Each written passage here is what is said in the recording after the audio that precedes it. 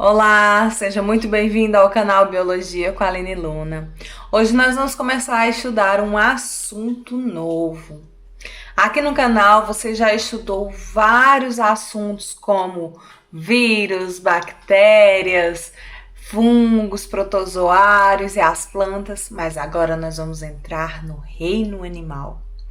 E a ciência que estuda esse reino é chamada de zoologia. Para estudar esse reino que é tão diverso, tão cheio de indivíduos com tantas características diferentes e novas, com tantos novos fatores evolutivos, antes de tudo isso, a gente precisa entender um pouquinho da zoologia e entender um pouquinho de algumas classificações que serão utilizadas com frequência quando estivermos estudando aí os filos do reino animal. Então hoje nossa aula vai ser uma introdução a esse estudo que será importante para o aprofundamento nas aulas seguintes, tá? Então, bora comigo?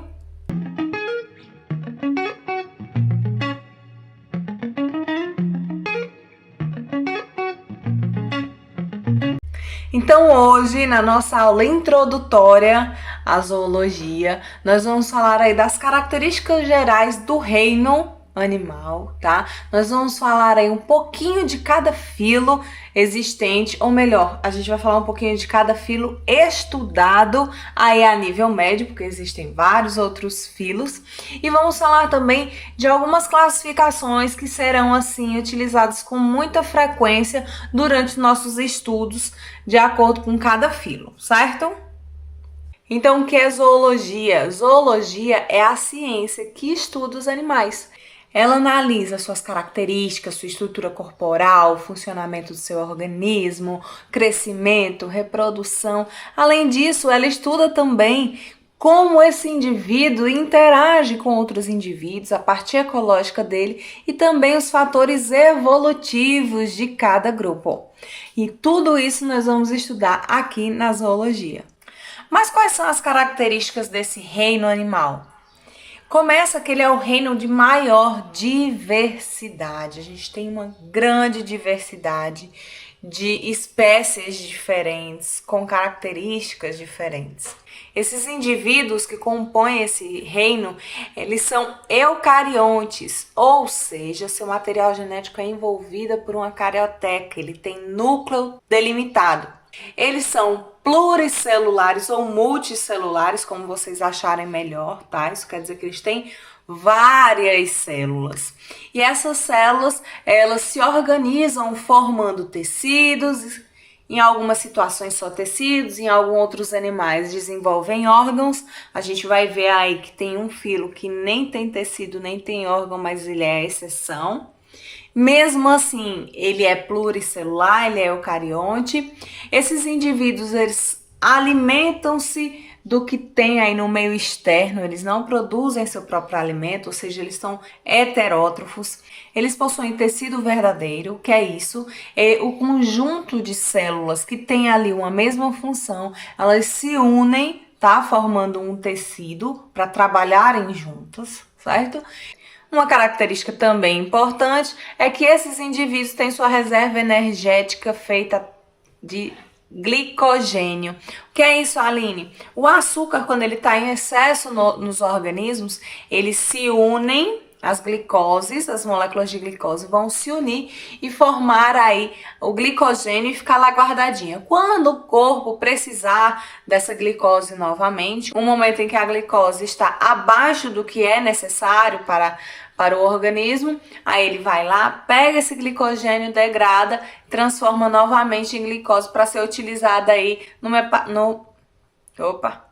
metabolismo do indivíduo. Nós vamos estudar agora alguns filos do reino animal. E por que não são todos? Porque para nível médio é estudado apenas 9 filos. Existem outros, mas eles são importantes serem estudados lá no ensino superior, o que não é nossa situação neste momento, né? Então vamos começar a falar dos filos dos mais simples para os mais complexos. Eu não vou falar para os mais evoluídos, porque dá a entender que eles são superiores, e não é isso não, Cada um tem sua importância, mas a gente vai falar de complexidade. Então, qual é o filo dos animais mais simples? São os poríferos, que são as esponjas. A gente vai ver aí na próxima aula que esse é o filo em que a gente tem estruturas simples, tão simples que nem formam tecidos. É o único filo do reino animal em que os indivíduos não formam aí tecidos. Os quinidários, que estão representados aí por águas-vivas, medusas. Temos os platelmintos, que são os vermes achatados, como exemplo aí a planária, a tênia. Os nemateumintos, que já são os vermes cilíndricos, com a pontinha achatada, que são, por exemplo, as lombrigas. Os anelídeos, em que seu corpo são formados por pequenos anéis, digamos assim, que é o caso, por exemplo, das minhocas. Os artrópodes é um filo com maior diversidade. Dentro desse filo nós temos aí os insetos, nós temos aracnídeos, miriápodes, crustáceos. Temos aí o filo dos moluscos, que a gente tem esses animais moles, né? Como aí o polvo, como a lula. Temos os equinodermos, que são aí representados pelos bichos do mar. Como assim, Aline? Estrela do mar, ouriço do mar, são indivíduos aí, exemplares dos equinodermos. E temos os cordados, que é o filo assim, mais complexo, de maior complexidade, de maiores novidades evolutivas. E dentro dos cordados nós estudamos peixes, anfíbios, répteis, aves e nós mamíferos. Agora nós vamos falar de algumas classificações que serão muito importantes para compreender depois as características dos filos. Essas classificações aqui, elas vão ser muito utilizadas. Tem várias outras. Eu coloquei algumas que tem aí algumas palavrinhas que pode, deixar a gente um pouco confuso. Então, nós vamos estudar aí esses termos, essas classificações. E quando estiver estudando cada filo, vocês vão encontrar essas palavrinhas lá dentro. Aí vocês já vão entender o que elas significam, certo? Então, a classificação aqui de acordo com o desenvolvimento dos folhetos embrionários. Ablásticos, diblásticos, triblásticos. E, Aline, o que é isso? Bora lá. Quando se estuda o desenvolvimento embrionário, é estudado aí o desenvolvimento, o surgimento de folhetos embrionários que futuramente darão origem aos tecidos, aos órgãos de acordo com o indivíduo, tá? Porém, nem todos os indivíduos desenvolvem os 3 folhetos embrionários, que é ectoderme, endoderme e mesoderme. Não são todos que desenvolvem esses 3 folhetos. E aí eles recebem uma classificação de acordo com os folhetos embrionários que eles desenvolvem. Então, os animais ablásticos, eles não desenvolvem folhetos embrionários. Essas células não são diferenciadas para formar aí tecidos. E quem são? Aí a gente vai ver que o filo dos poríferos, como eu falei para vocês, que é o filo mais simples, eles são ablásticos.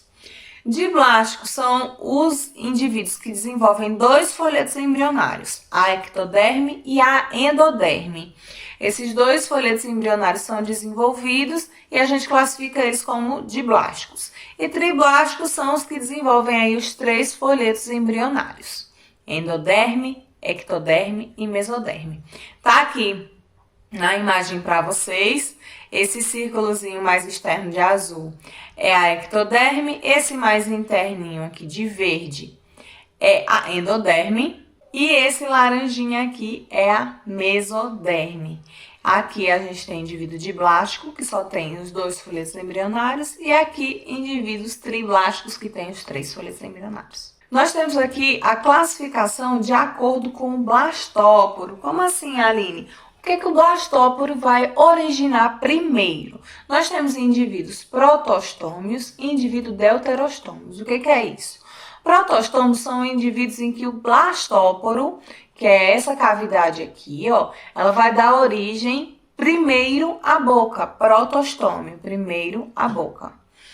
E deuterostômio são os animais em que essa cavidade vai dar origem primeiro ao ânus e só depois disso, do outro lado, é que vai surgir aí a cavidade bucal.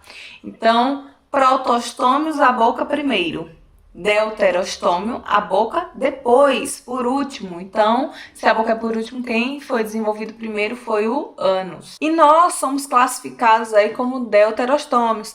Então, nessa etapa evolutiva aqui, o blastóporo ele dá origem ao ânus e só depois nós teremos aí originada a boca. Nós temos agora uma classificação de acordo com a presença e a ausência aí da cavidade corporal. Essa cavidade corporal é uma classificação somente para os indivíduos que são triblásticos. O que são triblásticos, Aline? Vamos lembrar? São os indivíduos que desenvolvem os 3 fôletos embrionários: ectoderme, mesoderme e endoderme.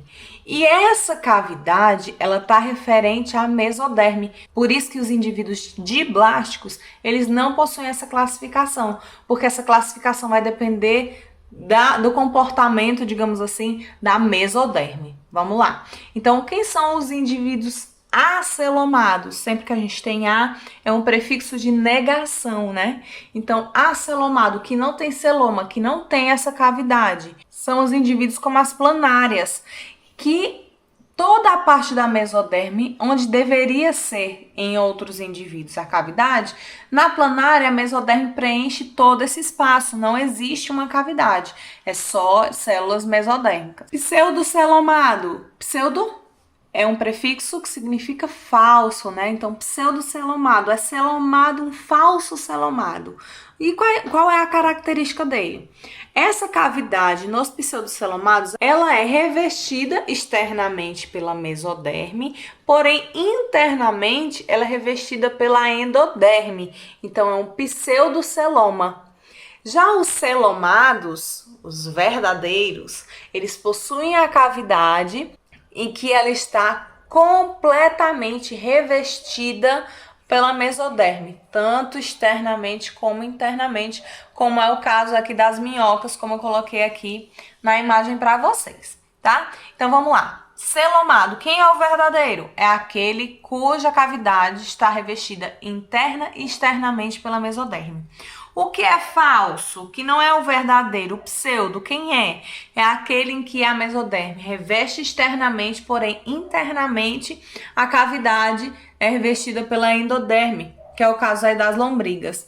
E quem é o acelomado? Quem não tem aí essa cavidade? São os plateumintos, todo o espaço é revestido aí por mesoderme, não tem cavidade.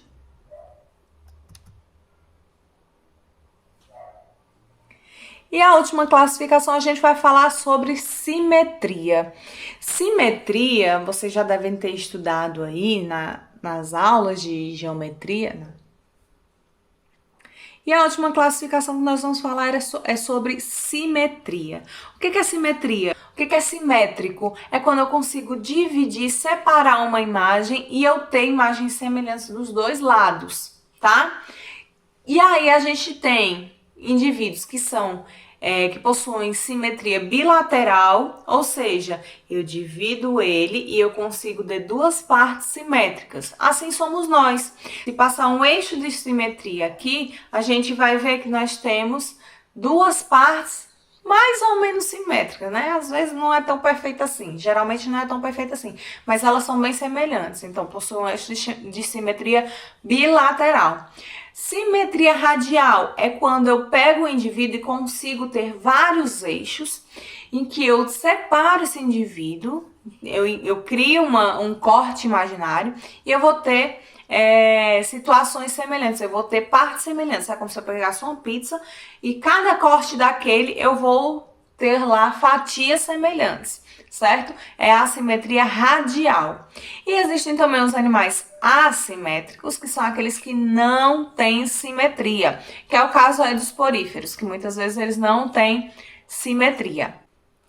E nós vamos ver aí no decorrer das aulas várias outras classificações que já são mais comuns a gente falar, são um pouco mais fáceis de vocês compreenderem.